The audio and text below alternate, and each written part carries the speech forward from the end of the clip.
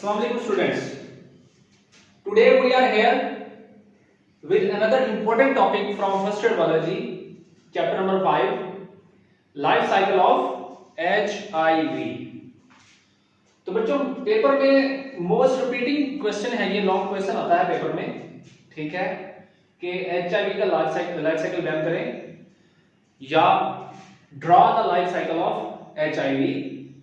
तो क्वेश्चन कैसे अटेम्प्ट करना है, क्या क्या लिखना है, वीडियो को पूरा देखिएगा, ठीक है, सब कुछ इंशाल्लाह समझ आ जाएगा, ठीक है। बिल्कुल सिंपल लाइफ साइकिल है, कोई मुश्किल नहीं है, ठीक है, क्योंकि आपके लेवल पर अभी वो इतना डीप स्टडी नहीं है कि हम इस साइकिल को एक्सपेंड कर लें। नो, हमने अपने पेपर पॉइंट ऑफ व्यू से इस साइकिल को याद करना है, ठीक है बच्चों। तो हम चलते हैं अपने टॉपिक की तरफ, लाइफ साइकिल ऑफ HIV। तो HIV बेसिकली किसका एब्रिविएशन है? It is abbreviated as human immunodeficiency virus, यानी कि ये ऐसा वायरस है जो इंसान के इम्यून सिस्टम को डेफिशिएंट कर देता है। डेफिशिएंट मतलब बहुत कम कर देता है, इम्यूनिटी मुदाफियत को कम कर देता है। तो फिर ये वजह किसकी बनता है?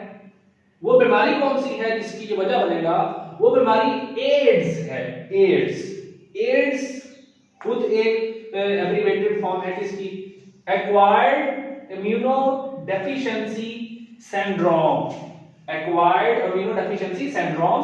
अब देखें इसमें भी क्या है कि इसका मतलब भी डेफिनेटली वही बनता है कि ये ऐसी डिजीज है जो इंसान के व्हाइट ब्लड सेल्स को कम कर देती है, यानी हमारी बॉडी के अंदर हमारा जो इम्यून सिस्टम है, सेल्स उनको बहुत कम कर देती है, सिंड्रोम बन जाती है। सिंड्रोम मतलब collection of symptom of disease, यानी कि बहुत सारे डिजीज लगने के चांसेस बढ़ जाते हैं, बहुत सारे डिजीज की सिम्टम्स शो होने के चांसेस बढ़ जाते हैं, जिसको एड हो जाती है, ठीक है बच्चों। अब आते हैं हम अपने टॉपिक की तरफ। तो हमने सबसे पहले देखना है कि एड्स डिस्कवर कब हुई, ठीक है। तो इसलिए मैंने ये हेडिंग पहले लिखी हुई है, heading discovery. First it was reported in 1980s। 1980 की जो सेंचुरी थी, 1980 सेंचुरी जो थी, उसमें इसको रिपोर्ट किया गया था कि ये एक बीमारी है, ठीक है, एड्स एक डिजीज है। किस में? इन यंग मेल्स में ये डिजीज क्या थी? रिपोर्ट हुई थी, और वो सारे यंग मेल्स होमोसेक्सुअल थे। होमोसेक्सुअल मतलब sex of male with male, sex of female with female. तो मतलब वो जो मेल्स थे वो होमोसेक्सुअल थे जिनके अंदर ये एड्स रिपोर्ट हुई थी। उसके बाद 1984 में, 1984 में एजेंट वाज आइडेंटिफाइड। एजेंट, वो चीज जो इस बीमारी की वजह है, उसको आइडेंटिफाई कर लिया गया। किसने आइडेंटिफाई किया? Pasteur institute of France. France के अंदर एक बहुत बड़ा एक इदारा है, ठीक है, जहां पर बायोटेक्नोलॉजिकली बड़ी रिसर्च होती है। उस इदारे में इसको आइडेंटिफाई किया गया। उसके बाद national institute of health in USA, America में बहुत बड़ा एक इंस्टीट्यूट है, नेशनल इंस्टीट्यूट ऑफ हेल्थ, उसमें भी इसको आइडेंटिफाई किया गया।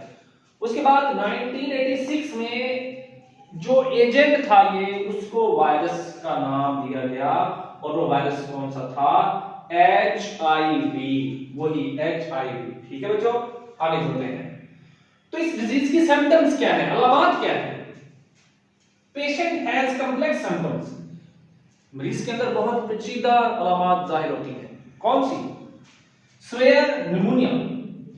स्वेयर निमोनिया यानी कि उस बंदे को शदीद निमोनिया हो जाता है, ठीक है। Pneumonia basically is the infection of lungs.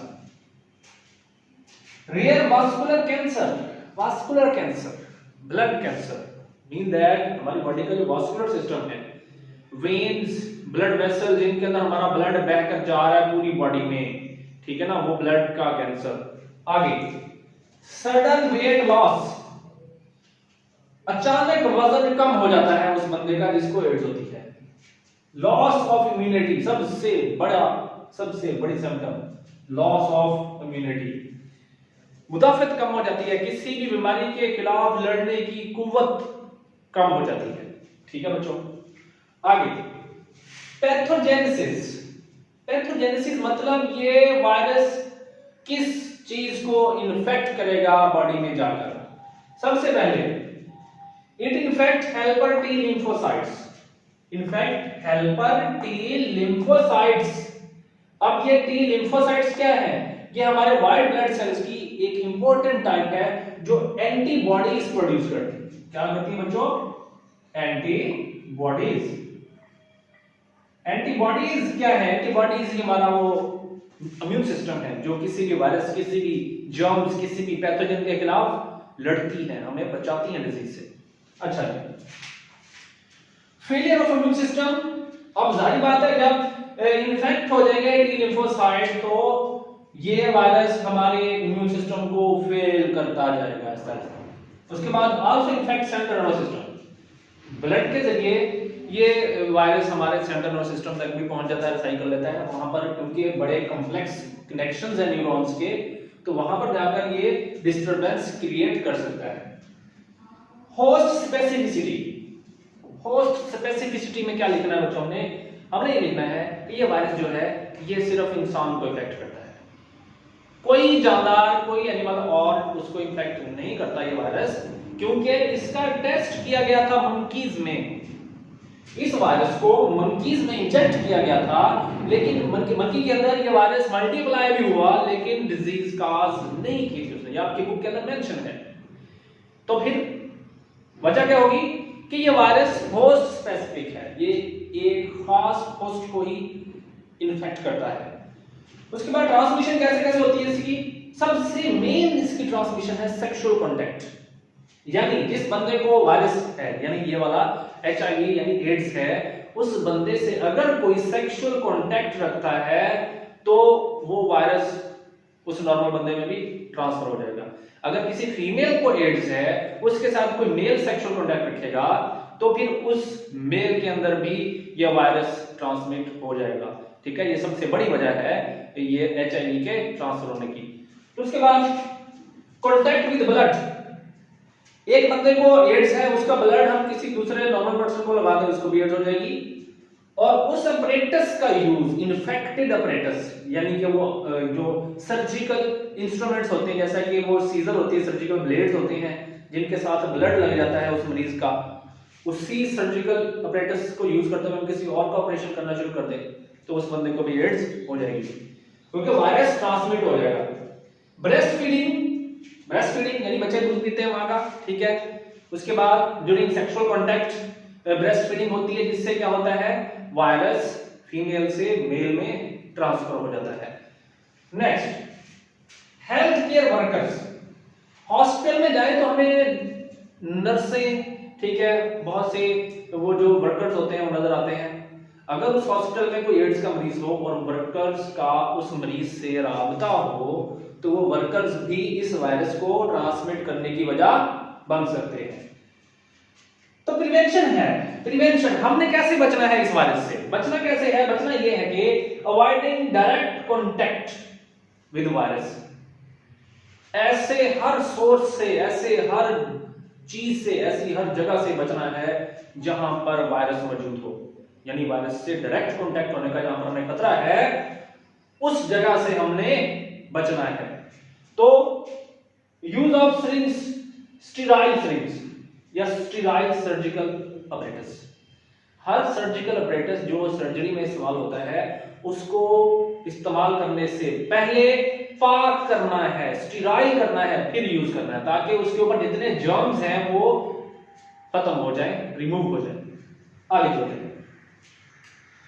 क्या इसका कोई इलाज भी है? ये तो भी प्रिवेंशन, इसका कोई इलाज भी है। जी हां, वैक्सीनेशन में हमने इसका बताना है कि इसका क्या ट्रीटमेंट है।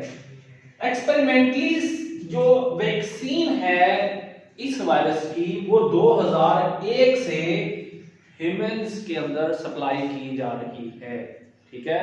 एड्स का इलाज नहीं है, ठीक है बच्चों। हमने क्या करना है? सबसे बड़ी चीज है एहतियात, प्रिकॉशंस। हमारी वो हर कोशिश जो हमें इस वायरस से दूर रखे, सबसे बड़ा इलाज वही है। अगर अल्लाह ना करे एड्स हो जाती है तो उसके लिए वैक्सीनेशन अवेलेबल है। 2001 से ही ये साउथ अफ्रीका में 2001 से ही ये टेस्टेड की जा रही है और इसकी जो सप्लाई है एक्सपेरिमेंटली बेसिस पर ह्यूमन में जारी है। तो ये तो हो गया इस एड्स का जनरल इंट्रोडक्शन। अभी हम आते हैं सीधा लाइफ साइकिल पे, अपने इस एचआईवी के लाइफ साइकिल पे। लाइफ साइकिल की बच्चों 4 हेडिंग्स देनी है, 4 हेडिंग्स मैंने यहां भी मेंशन की है, ठीक है, आपकी बुक में मेंशन है, ठीक है, टेंशन लेनी नहीं है, ठीक है, क्योंकि ये एक इजी सा साइकिल है, मुश्किल नहीं। सबसे पहले हेडिंग कौन सी देनी है हमने? Attachment, entry and uncoiling. Basically 3 चीजें हैं, हमने एक हेडिंग में दाखिल की है, एक हेडिंग में इंक्लूड की है आपकी बुक के मुताबिक। Attachment, entry and uncoiling. इसको पढ़ने से पहले हम पहले उस वायरस की थोड़ी सी शक्ल को देख लेते हैं, इसकी शक्ल कैसी होती है। ये मैंने यहां पर ये वायरस की शक्ल बनाई है। एनिमल वायरस मोस्टली स्फेरिकल होते हैं बच्चों, राउंड होते हैं, गोल होते हैं, इसलिए हमने ये, हम एनिमल्स में शामिल है, हमारा किंगडम एनिमल है, तो देखें यहां पर ये वायरस भी स्फेरिकल है। अब देखें गोल वायरस है, इसके ऊपर ये जो गोल या स्फेरिकल स्ट्रक्चर बनी हुई है, ये क्या है बच्चों? ये इसका वायरल इनवेलप है, वायरल इनवेलप। ये ग्रीन कलर की स्पाइक्स, उभार, कांटों की तरह उभार बने हुए हैं, ये उभार क्या है? Envelope spikes. इनवेलप स्पाइक ये भी प्रोटीन की बनी होती है, इनवेलप भी प्रोटीन का बना होता है। उसके अंदर देखिए ब्लैक कलर का मैंने एक और ये रेक्टेंगल शेप स्ट्रक्चर बनाया है, ये क्या है? ये कैप्सिड है, ये प्रोटीन का बना होता है, कैप्सिड होता है। उस कैप्सिड के अंदर ये देखिए ग्रीन कलर के मैंने 2 स्ट्रैंड बनाए हैं हल्के हल्के, ये क्या है? आरएनए जीनोम है, ये आरएनए वायरस है। याद रखिएगा वायरस की बड़ी टाइप्स हैं, आरएनए वायरस होते हैं, डीएनए वायरस होते हैं। तो ये एचआईवी कौन सा वायरस है बच्चों? आरएनए वायरस है। एमसीक्यूज है इंपॉर्टेंट, याद रखिएगा। आरएनए वायरस है, इसका आरएनए जीनोम है, ठीक है। उसके बाद ये ब्लू कलर में मैंने इसके अंदर इस रेक्टेंगल शेप के अंदर 2 डॉट्स लगाए, ये किसको जाहिर कर रहे हैं? ये इस वायरस की कैटेगरी को जाहिर कर रहे हैं। ये रीट्रोवायरस है, रीट्रोवायरस कैटेगरी है बहुत बड़ी वायरसेस की, उस कैटेगरी में ये वायरस आता है, ठीक है। सबसे पहली बात ये स्फेरिकल वायरस है, एनिमल वायरस है। दूसरी बात कि ये आरएनए वायरस है। तीसरी बात कि इसका ताल्लुक किस कैटेगरी से है? इसका ताल्लुक रीट्रोवायरसेस की कैटेगरी से है, क्योंकि इसके अंदर पाया जाता है एंजाइम जिसे कहते हैं रिवर्स ट्रांसक्रिप्टेज। रिवर्स ट्रांसक्रिप्टेज, ये थोड़ा सा इसकी स्ट्रक्चर को डिस्कस कर लिया हमने। हम आते हैं इसके साइकिल पे। Attachment, entry and uncoiling. सबसे पहले क्या होगा? हमारे जो व्हाइट ब्लड सेल है, ये मैंने एक जो बॉक्स बनाया है बेसिकली ये वाला, ये हमारा व्हाइट ब्लड सेल है जिसे हम हेल्पर टी लिम्फोसाइट भी कह सकते हैं। It is helper T lymphocyte. हमारे व्हाइट ब्लड सेल की इस टाइप पर एक साइट होती है, एक जगह होती है जिसे क्या कहते हैं? CD4 receptor site. ये वो जगह है जहां पर रिसेप्टर्स लगे होते हैं, वो रिसेप्टर जो एचआईवी को जोड़ देते हैं इस सेल के ऊपर, यानी टी लिम्फोसाइट के ऊपर जोड़ देते हैं, ठीक है। जैसे मैं यहां पर स्ट्रक्चर बनाता हूं, इसको गौर से देखिएगा, ये एक रिसेप्टर हो गया, ये उसकी स्पाइक्स आकर ऐसे ऊपर जुड़ जाती है, ऐसे देखिए, इस रिसेप्टर ने इसको पकड़ लिया, ये रिसेप्टर है, ठीक है। इस तरह के बहुत सारे रिसेप्टर लगे होते हैं इस जगह पर, रिसेप्टर साइड पर। ऊपर से देखिए वो स्पाइक आ रही है इसकी, ये वाली, ये स्पाइक्स यहां पर थी, ये यहां पर आके जुड़नी, ठीक है, कनेक्ट होगी।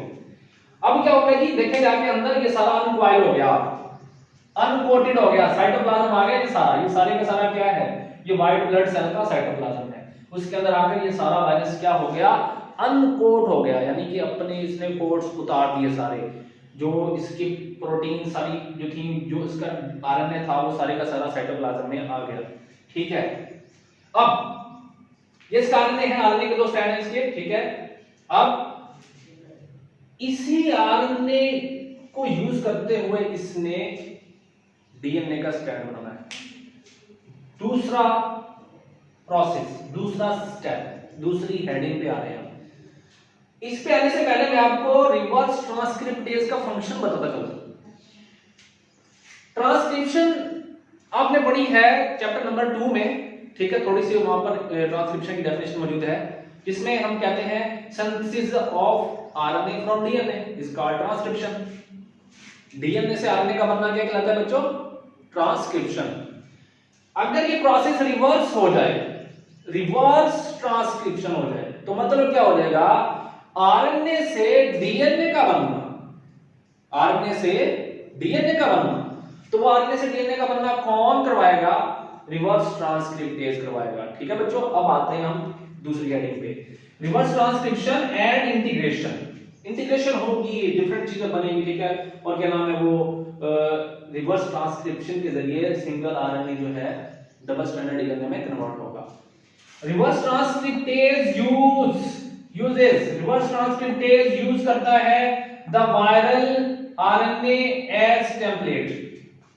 वायरल आरएनए को, ये वायरल आरएनए है, इसको टेम्पलेट कहते हैं, सांचा, सांचे के तौर पर यूज करेगा और क्या बनाएगा?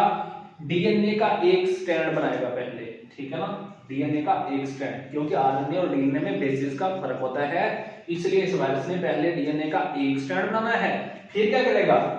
और उसी स्ट्रैंड को यूज करते हुए ये जो एंजाइम है, make double strand of DNA, make double stranded DNA, उसी एक स्ट्रैंड को यूज, अब देखिए पहले इसने क्या किया, इस वायरल आरएनए को यूज करते हुए डीएनए का एक स्ट्रैंड बनाया, उसी डीएनए के एक स्ट्रैंड को यूज करके इसने क्या बना लिए? ये दो स्ट्रैंड बना लिए डीएनए के।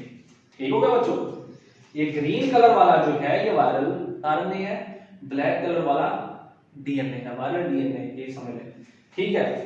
अब डीएनए बनने के बाद this DNA enter the host nucleus and become provirus. यही डीएनए, देखिए मैंने एरो, ये न्यूक्लियस है हमारे इस व्हाइट ब्लड सेल का, ये ग्रीन कलर वाला जो बनाया मैंने, ये न्यूक्लियस है। डीएनए बनने के बाद कहां जाएगा? न्यूक्लियस में। न्यूक्लियस में जाने के बाद उसके अंदर पड़े हैं क्रोमोसोम। न्यूक्लियस में क्या होते हैं? क्रोमोसोम्स। डीएनए उन्हीं क्रोमोसोम का हिस्सा बन जाएगा ये डीएनए। देखें ये ग्रीन कलर के क्रोमोसोम हैं, इसके व्हाइट ब्लड सेल के अपने क्रोमोसोम ग्रीन कलर के हैं, वायरस के कौन से? ब्लैक कलर के हैं। देखें फिर इसी ग्रीन कलर के अंदर क्या हो गया? ब्लैक कलर के जो डीएनए था वो इनकॉर्पोरेट हो गया, उसका हिस्सा बन गया। तो फिर हम इसको क्या कहेंगे? प्रोवायरस। प्रोवायरस, ये प्रोवायरस बन गया, ठीक है ना, यानी कि अब ये नेक्स्ट पूरा वायरस बनने जा रहा है, उसने अपना शुरुआती जो काम है वो दिखा दिया है। तो फिर देखें तीसरा प्रोसेस क्या होगा। तीसरी हेडिंग यहां पर है बच्चों, आपने देखना बुक में भी यहां पर बनी हुई है, मैंने भी यहां पर बनाई है ताकि आपको कंफ्यूजन ना हो। Viral RNA and protein synthesis, virus का आरएनए और प्रोटीन की सिंथेसिस होगी। द प्रोवायरल डीएनए इज ट्रांसक्राइब्ड, प्रोवायरल का जो डीएनए है वो ट्रांसक्राइब्ड यानी उसकी ट्रांसक्रिप्शन होगी, जिससे क्या बनेगा? वायरस का आरएनए और प्रोटीन, ट्रांसलेशन होगी उसी आरएनए की, उससे फिर प्रोटीन बनेगी। ठीक है बच्चों, देखें जैसा कि ये देखो मैंने स्पाइक्स बना दी, ये वही वाली स्पाइक्स बन रही है दोबारा, ये वही वाला इसका आरएनए जो इसके अंदर था, ये वाला आरएनए बन गया इसका, ठीक है। अब आरएनए बनने के बाद ये एंजाइम बने, एंजाइम बेसिकली क्या होते हैं? नेचुरली प्रोटीन होते हैं, ठीक है, तो ये भी प्रोटीन बन गई। अब देखें ये कैप्सिड, कैप्सिड में प्रोटीन का बना हुआ था, कैप्सिड बन गया। तो देखें डीएनए आ गया कैप्सिड के अंदर, रिवर्स ट्रांसक्रिप्टेज भी आ गया उस कैप्सिड के अंदर, ठीक है। अब क्या हो गया? इसकी क्या रह गई है? असेंबली। असेंबली मतलब मिलना आपस में और रिलीज होना। हम आते हैं चौथी हेडिंग पे, तीन हेडिंग्स हो गई। चौथी हेडिंग क्या कहती है? Assembly and release. New capsid assemble around the viral RNA, viral RNA के इर्द गिर्द नया कैप्सिड बन जाता है और एंड अटैच्ड रिवर्स ट्रांसक्रिप्टेज, उसी के साथ क्या अटैच हो जाता है? रिवर्स ट्रांसक्रिप्टेज बन गया वो भी। And bird form plasma membrane, और ये फिर बर्ड बना देता है, उभार बना देता है, ठीक है। देखिए इसके बाहर से उभार निकला हुआ है, प्लाज्मा मेम्ब्रेन। ये सारी की सारी क्या है? ये ब्लैक कलर वाली की सारी प्लाज्मा मेम्ब्रेन है, किसकी? व्हाइट ब्लड सेल की, टी लिम्फोसाइट की। तो उससे क्या होगा? बर्ड की शक्ल में बाहर निकलना शुरू हो जाएगा, बनकर मैच्योर होकर बाहर आ जाएगा, ठीक है। तो देखें यहाँ पर बनना शुरू हुआ, असेंबली हुई और आगे जाकर ये जब जहां से उतरा तो पूरा वायरस बन के उतरा है, पूरा वायरस। तो फिर हम क्या लिख देंगे इसको, it is a mature HIV, ये मैच्योर HIV बन गया। अब ये क्या करेगा, अब ये दूसरे सेल्स को जाकर इन्फेक्ट करना शुरू कर देगा। ये तो एक वायरस बना है, एक सेल से मिलियंस वायरसेस निकलते हैं। जब वो बन जाते हैं, होस्ट सेल को डिग्रेड कर देते हैं, बिल्कुल खत्म कर देते हैं, ये मार देते हैं। फटने के बाद ठीक है रिलीज होते हैं, रिलीज होने के बाद नए हेल्थी सेल्स को इन्फेक्ट करते हैं और देखते ही देखते ये पूरे ब्लड में शामिल हो जाते हैं, फैल जाते हैं और फिर हमारी इम्यूनिटी इतनी कम हो जाती है कि कोई भी डिजीज आसानी से अटैक कर सकती है, डिफरेंट सिम्टम्स शो होती हैं। इसलिए हमने इसको क्या कहा था, सिंड्रोम। ठीक है बच्चों, तो ये हमारा लाइफ साइकिल पूरा हो गया। आपने जब पेपर में क्वेश्चन आए draw the life cycle of HIV या describe the life cycle of HIV, तो आपने इस हेडिंग से शुरू करना है। ठीक है बच्चों, HIV का थोड़ा सा इंट्रोडक्शन देकर कि ये एड्स के लिए बनता है, ठीक है, आपने इसकी हेडिंग्स पूरी लिखनी है, डायग्राम पूरी बना देनी है।